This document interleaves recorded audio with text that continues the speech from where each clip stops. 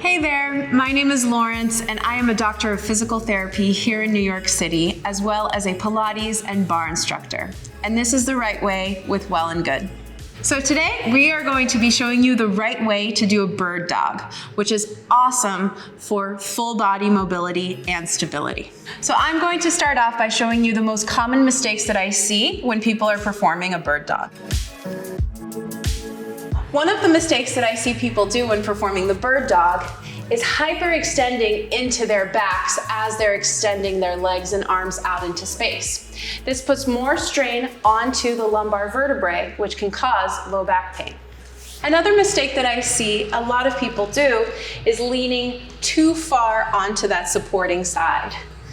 It looks a little something like this. Another mistake that I see is people often hunching that arm up towards their ear. In this case, it's the left arm, which is causing more neck compression, and you're really missing out on the length of that bird dog. So now I'm going to show you the right way to do a bird dog. You always want to make sure that your shoulders are stacked on top of your wrists and that your hips are stacked on top of your knees.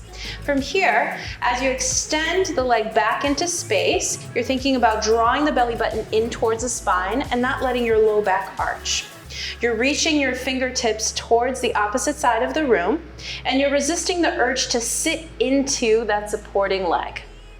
Making sure that your shoulder is not hunching up towards your ear. You're feeling that nice strength and that shoulder plugging back down away from your ears as you reach your fingertips towards the opposite side and those toes at the back of you. Very nice. And now you're doing it the right way. For more right ways like this one, subscribe to Well+Good.